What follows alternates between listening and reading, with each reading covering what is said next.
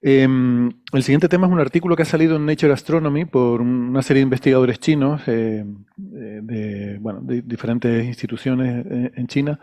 Se llama Yifan Chen, el primer autor, y los otros, bueno, y todos, tres, seis, ocho autores, excepto dos, son corresponding authors. Bueno, excepto tres. O sea, corresponding author es el autor que se supone que es el que sabe más del artículo y al que tú le tienes que enviar preguntas que tengas, ¿no? Pues estos lo tienen bien repartido, porque normalmente suele ser uno el que se encarga de eso. Aquí tienen cinco, no sé. Supongo que te da un cierto estatus, ¿no? El ser corresponding author y se lo quieren repartir. Pero bueno, que es un artículo, no sé si nos lo quieres contar, Gastón o Francis.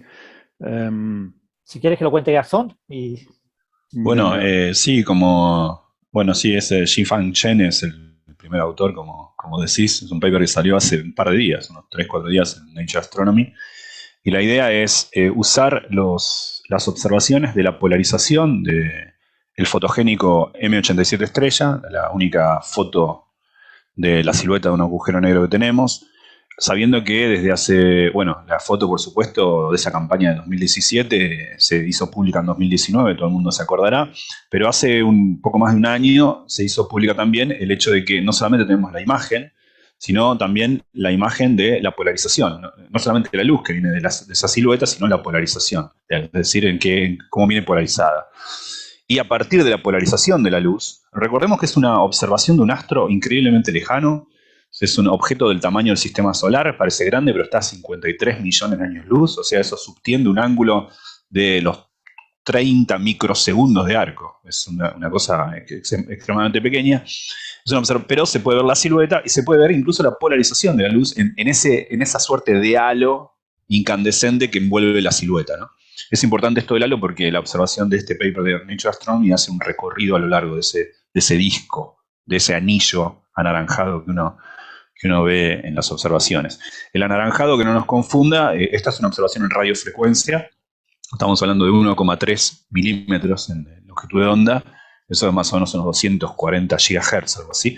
Es una observación en radiofrecuencia y se sabe, por ejemplo, de la forma de ese astro, algo que va a ser relevante para esto, que rota bastante rápido, no sabemos cuán rápido, pero rota.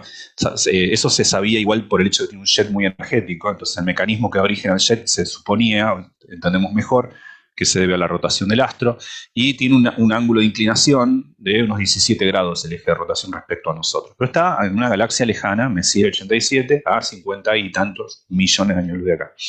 Ese astro, hoy sabemos que esa luz, podemos leer la polarización, e infiriendo a partir de la polarización, sabemos que tiene un campo magnético. Está embebido en una región de un campo magnético, Si ¿no? quieres, Gastón, ya que la Sí. polarización juega un papel tan protagonista en esto, podemos comentar brevemente lo que es, ¿no? Claro, sí, la polarización de la luz o de cualquier radiación electromagnética, que es luz también, en particular esta radiofrecuencia con la que la observamos, es el hecho de que los campos eléctricos y magnéticos, que son, al fin y al cabo, la luz es una manifestación de campo eléctrico magnético, es una oscilación de un campo eléctrico que viene en una dirección, es decir, yo me propago en esta dirección, pero oscila en una dirección transversal. Ahora, cuando yo tengo una dirección de propagación, digamos, en el eje X, que es el eje que nos une el astro y la Tierra, que es de donde lo observamos, uno sabe que la luz va a oscilar en un plano perpendicular a esa dirección de propagación. Pero ese plano hay dos direcciones perpendiculares a su vez entre sí que son perpendiculares a la dirección de propagación. Si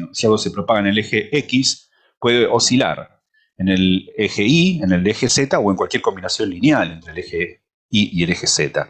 Entonces hay un dato adicional a la luz, que no es solamente en qué dirección se propaga y con qué frecuencia lo hace, que no es sino decir qué color tiene, sino también en qué dirección viene propagándose. Y eso es algo que usamos todo el tiempo, a veces la polarización es una cosa que uno usa en trucos de fotografía para evitar reflejos, o incluso algunos pájaros usan para orientarse en horas anteriores al amanecer. O sea, es un dato adicional que el ojo humano no ve, pero que uno puede, mediante dispositivos muy simples, incluso a veces hasta cotidianos, mostrar que la luz viene polarizada de un lado o del otro. Es una de las tantas tecnologías que se usaba en el cine para ver películas tridimensionales, tenían que ver con eso, con que un ojo polarizaba, captaba la luz polarizada de un lado y el otro de otro. No es la única. hay efecto de croma y otras cosas.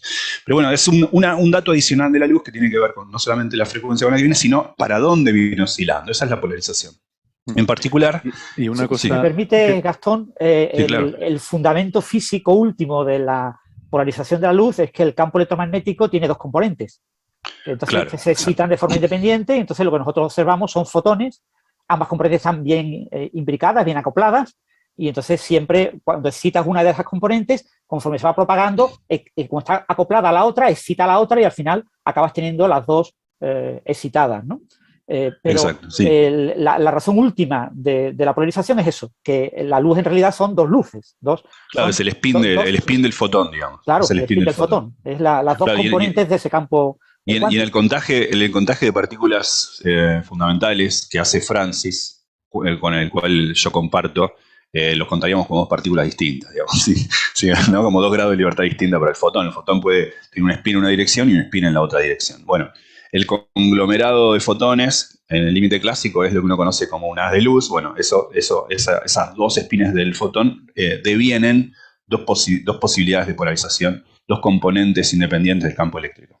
Entonces uno cuando viene una luz, uno puede decir... Otra cosita que quería comentar es que la luz natural en general no está polarizada porque, aunque si miramos, porque es una combinación de muchísimas polarizaciones, diferentes polarizaciones que se juntan, y entonces cuando, no sé, la luz del sol, la luz de una hoguera, está todo muy mezclado, entonces no hay una dirección preferente en la que tenga esa polarización, ¿no?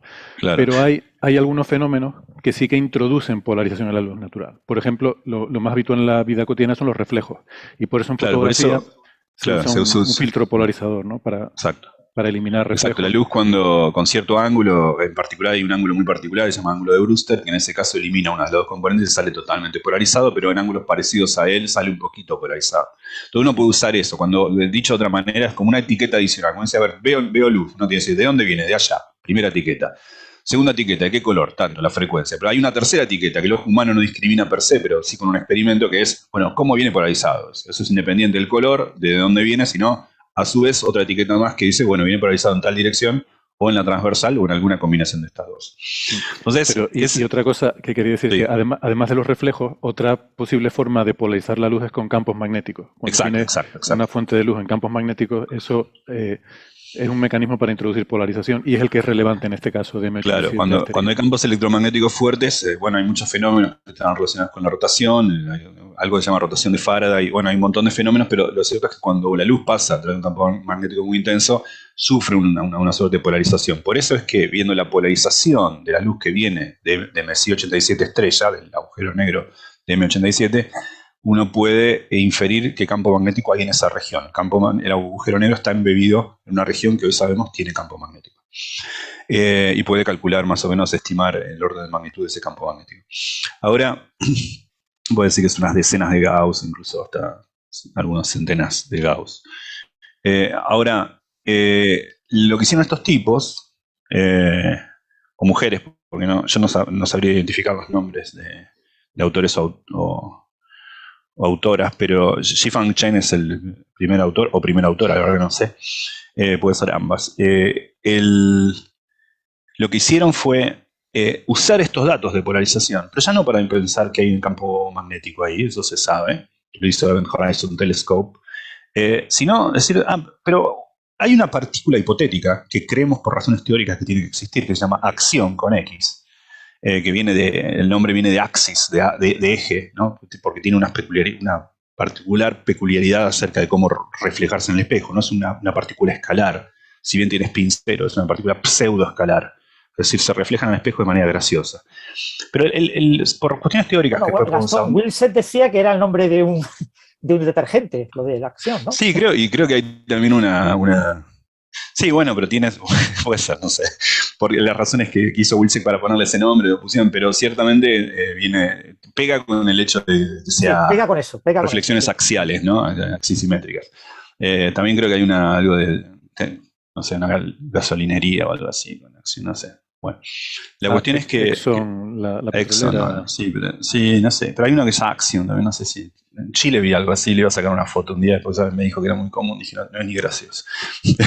pero bueno, las acciones son partículas de spin cero, que son parecidas a los escalares, son pseudoescalares, pero se comportan ante rotaciones como una partícula spin cero, como sería el Higgs, pero extremadamente ligeras, tienen masas muy pequeñas, incluso muy pequeñas que al menos las diferencias entre los neutrinos. Estamos hablando de masas bueno, como no se sabe si existen, no estamos seguros, pero hay modelos teóricos que dicen que tendrían, no solamente modelos teóricos, razones teóricas para creer que existen y cotas observacionales acerca de su no existencia. Decimos, bueno, si existen, pueden existir, pero se acoplan muy poquito, o si existen, pueden existir, pero son muy ligeras. Bueno, ahí, esas partículas podrían existir por razones teóricas que podemos discutir después, no quiero andar en detalles para aburrirlo. La idea es que se especula con que las acciones se distribuyen en torno a agujeros negros como si fueran nubes. Las razones por las que se forman, por qué se distribuyen como si fueran nubes, tiene que ver, es una buena analogía pensarlos como mecánica, por lo que pasa en un átomo en mecánica cuántica. Porque son partículas de masa muy pequeña. Entonces eso quiere decir que tiene una longitud de Compton, ¿no? Si pensamos en esta dualidad onda-partícula, una forma heurística de entender los aspectos cuánticos de las partículas, se distribuirían en torno a los agujeros negros de igual manera como un electrón se distribuye en torno a un núcleo para formar un átomo. Esas nubes de acciones forman una suerte de átomo en torno a un agujero negro. Es un poco la analogía, incluso a veces en el texto, en los títulos de algunos artículos que tratan este tema, se lo llama así. Pero como sabemos que estas partículas, por un lado, se distribuirían como nubes en torno a agujeros negros, si es que existen, y no solamente eso, sino que cerca de un agujero negro rotante, por un fenómeno que se llama superradiancia, estos se formarían copiosamente. Hay una profusa formación de acciones por un fenómeno de extracción de energía rotacional al agujero negro. Eso genera un efecto de superradiancia que amplifica el campo asociado a la partícula de acciones y empieza a crecer de manera exponencial la cantidad de ellos. Es como una gran fábrica de acciones, un agujero negro rotante. Entonces, si M87, estrella, o asterisco, es un agujero negro altamente rotante, entonces si estas acciones existen, se formarían nubes de acciones en torno a él. Ahora bien, no sabemos si las acciones existen. Y si existen, hay dos parámetros que no conocemos sus valores, porque no sabemos si las acciones existen. Uno es la masa de estas acciones, cuán ligeros son. Pues yo dije que son ligeros, pero pueden ser ligeros, pueden ser 10 a la menos 20 electronvoltios. Para que tengamos noción, la masa de un electrón, que es una partícula bastante ligera, son 511 kiloelectronvoltios, ¿no? O sea, son 1842 veces menos pesado que un protón el electrón. 2000 veces menos pesado que un protón. ¿Es la partícula más ligera de la que conocemos su masa? De la que conocemos su masa, ¿no? De la que conocemos su masa, sí, porque sabemos que los neutrinos tienen masa, pero no sabemos precisamente cuánto. Pero la diferencia entre las masas de los neutrinos es del orden de los electronvoltios. Entonces sabemos que los neutrinos son muchísimo más livianos, por varias razones. Esto estamos hablando de 20 órdenes de magnitud más ligeros que los neutrinos, o que al menos que la diferencia de masa entre los neutrinos. Estamos 10 a la menos 20 electronvoltios, 10 a la menos 21 electronvoltios incluso. Estamos hablando de partículas muy ligeras. Esa es la ventana en la que este trabajo porque esas masas, si la acción existe y tiene esas masas, puedes calcular la longitud de Compton que tiene y son esos los que se distribuirían de forma de una nube en torno a un agujero negro como M87 estrella. Entonces, la idea es si esas acciones están ahí, hay dos, como decía, no sabemos si existen, hay dos parámetros. Uno es su masa y otro es cuán propensos son a interactuar con el campo electromagnético. Porque lo que define una acción no es solamente que es una partícula pseudoescalar, sino que interactúa con el campo electromagnético de una manera muy particular.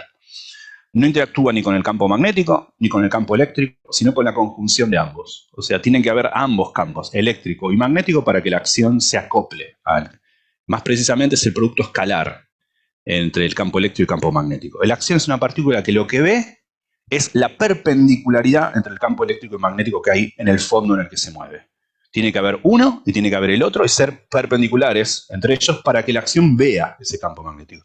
Si yo pongo un campo eléctrico y un campo magnético, pero paralelos, la acción los ve. Si son perpendiculares, no los ve.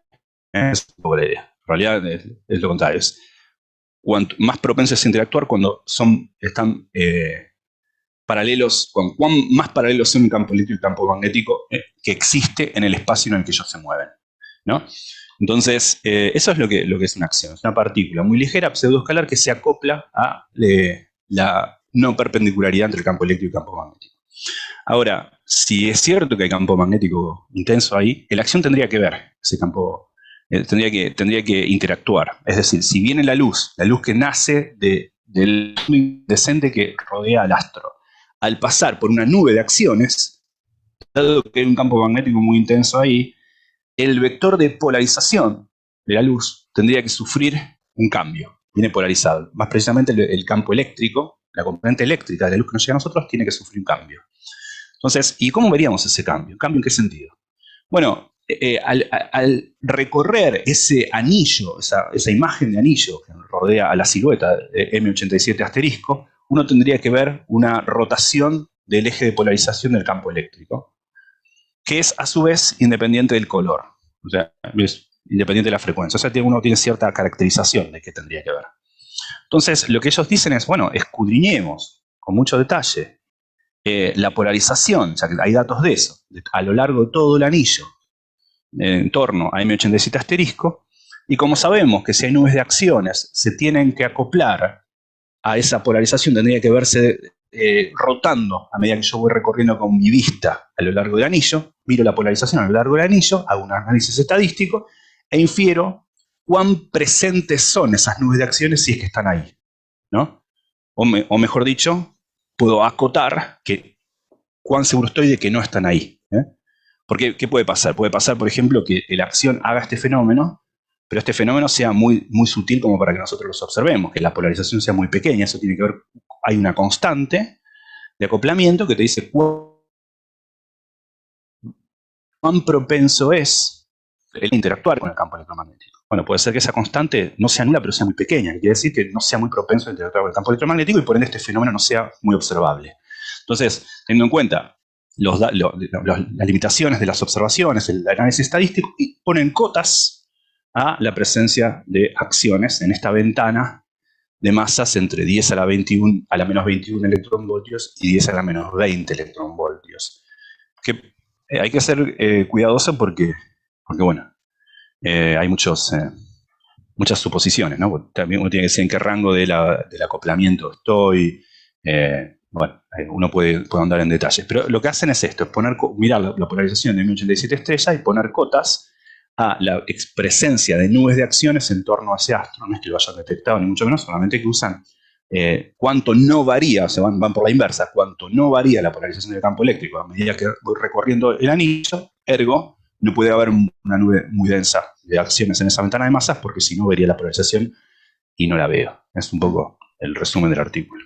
Déjame preguntarle a Francis, que sé que se tiene que ir pronto, si tienes comentarios. Solamente comentar que esto nos abre una ventana, la ventana de entre 10 a menos 20 y 10 a menos 21 electronvoltios, que es una ventana para la masa de la acción que no podemos explorar de otra manera. Entonces, es un artículo muy interesante cuando haya futuras imágenes similares de otros agujeros negros supermasivos, quizás de Sagitario a asterisco en el centro de nuestra galaxia, nos permitirán explorar esa ventana que, ya os digo, de otras maneras parece muy, muy difícil, si no imposible, explorarla.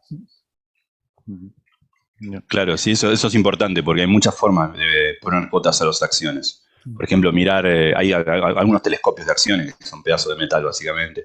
Hay otras cosas que, con láseres, hay otras cosas que es mirar la vida de las enanas blancas y ver por qué duran tanto tiempo, porque si hubiese acciones tendría por efecto prima que evaporarse más rápido. Entonces hay un montón de cotas, pero como bien dice Francis, en esta ventana de masas no hay muchas. Entonces este es un nuevo método. Quizá este es el resultado más interesante de este trabajo, presentar este método para... Sí, en esta ventana solo se puede recurrir a objetos astrofísicos. No tenemos posibilidad de observarlo desde la Tierra con instrumentos tipo telescopio de acciones o similares. Bueno, esto de las acciones, claro, tiene también el interés de que se ha propuesto como posible candidato a materia oscura, ¿no? Por eso es una partícula hipotética que se lleva buscando mucho tiempo y que, como dice Gastón, pues... hay mucho interés, ¿no?, en todo lo que sea explorar la física. Por razones teóricas sería mejor que existieran, porque están relacionados... Bueno, hay diferentes tipos de acciones. Están las acciones de la cromodinámica cuántica, que no son estos de los que ellos hablan. Y están las acciones del electromagnetismo, que son estos de los que ellos hablan. Pero bueno, por diferentes tipos de acciones tienen que ver con explicar lo que se conoce como el CP problem, el problema CP, que tiene que ver con la conjugación y paridad en la física fundamental, haría más natural todo, la diferencia entre materia y antimateria. Así que hay muchas razones teóricas por las que la gente pensaba que podían existir, y en particular una vez si existen, claro, hay mucha gente que se hizo esta pregunta, ¿no? Si Kivi y otros fueron los pioneros con esto, de hacerte la pregunta, bueno, entonces si están ahí y se pueden formar astrofísicamente de manera copiosa, pueden ser gran parte de la materia oscura que vemos. No sé si recuerdan la observación del Xenón 1T de hace 1 año y medio, 2 años, al principio de la pandemia, que era un experimento pensado con un tanque grandote de xenón, que hablamos en un episodio, o al menos 2 en el Coffee Break, al principio de 2020, y era un tanque pensado para detectar WIMPs, partículas supermasivas, masivas débilmente interactuantes, candidatos naturales a la materia oscura. Y había detectado algo, pero no WIMPs, sino se creía que acciones, ¿no? Quizá para recordar un poco aquel momento, es probable que se deba a un error experimental, pero bueno, tan seriamente se toman los experimentos en Tierra que es una de las interpretaciones posibles de aquella anomalía medida por Xenón 1T hace 2 años. Sí, recuerdo que se argumentaba como la explicación más parsimoniosa que podía haber sido contaminación de tritio, si no recuerdo mal, lo que podía haber dado lugar a esa señal, ¿no? Sí, que estaba mal medido cuánto tritio, estaba subestimado la cantidad de tritio en el aparato. Bueno, me ha parecido fascinante, lo has mencionado ahí un poco de pasada, esa longitud de onda Compton tan grande de estas partículas a tener masas tan pequeñas que, claro, cuando pensamos en partículas solemos pensar en bolitas, y eso puede estar bien en según qué escalas, pero la longitud de onda Compton de una partícula es precisamente lo que te dice a qué escalas eso deja de ser una buena descripción. Claro. Y es cuando básicamente empieza a manifestarse como algo cuántico. Entonces solemos pensar que esas cosas son muy pequeñitas, son cosas, o sea, el mundo cuántico es un mundo muy pequeñito, muy microscópico, ¿no? Pero cuando tienes una partícula que tiene una longitud de onda Compton de no sé cuántos cientos de millones de kilómetros, eso te está diciendo que sus propiedades cuánticas se manifiestan en escalas así de grandes, ¿no? Exacto, sí, y me acuerdo de unos trabajos muy lindos de un amigo de Nueva York, Sergei Dubovsky, sobre eso, sobre la posibilidad de que estas acciones se comporten verdaderamente en torno a agujeros negros o astros muy compactos como átomos. Las masas son tan pequeñas que la longitud de Compton asociadas a es decir, la longitud de la onda de la cual dualmente esta partícula sería, no sé ni cómo construir eso en castellano, digamos, en las escalas en las que se expresaría esta realidad de onda partícula. Claro, de la onda asociada serían escalas astrofísicas, pues la partícula, porque esto está relacionado con la inversa, es inversamente proporcional a la masa de la partícula. Si la masa de la partícula es extremadamente baja, esa longitud en la cual todavía uno vería en naturaleza cuántica expresada en la dualidad onda-partícula sería de tamaño astrofísico. Entonces estas partículas se comportarían, así como los electrones en torno a un núcleo, bueno, se comportarían de manera análoga, mutatis mutandis, pues son escalares, que hay unas diferencias, pero en torno a un agujero negro o a un astro compacto. Entonces se formarían como átomos de acciones, lo cual es interesante. Por eso la gente se toma seriamente la posibilidad de que formen nubes en torno a agujeros negros. No solamente por este hecho, sino también porque, como decía antes, este efecto de superradiancia explica cómo un astro rotante puede generar se puede transformar en una fábrica de partículas escalares, por efecto de superradiancia. Empieza a crear a costa de un pequeño disminuir de su momento angular, porque se conserva la energía, pero lo que hace es generar muchas acciones y estos formarían una nube en torno al astro. Sí existen. Yo tengo una teoría por ahí, lo voy a publicar algún día en algún acta prima aprilia, sobre por qué las acciones no pueden ser buenos candidatos a materia oscura. Y es porque si tienen una masa tan pequeña, ¿no? Con estas cotas que tenemos, estás hablando de 10 a la menos 20 electronvoltios, y la materia oscura es la mayor parte de la masa del universo. Algo así como el 80% de la masa del universo es materia oscura. Entonces, para constituir toda esa enorme cantidad de masa con partículas tan pequeñitas, tendría que haber una cantidad de ellas tan enormemente brutal que me cuesta creer que la naturaleza pueda llevar la cuenta de tantas partículas. Quiero decir, el ordenador que corre la gran simulación cósmica tendría que estar básicamente simulando acciones y nada más. Y todo lo demás sería ridículamente pequeño, sería ruido numérico.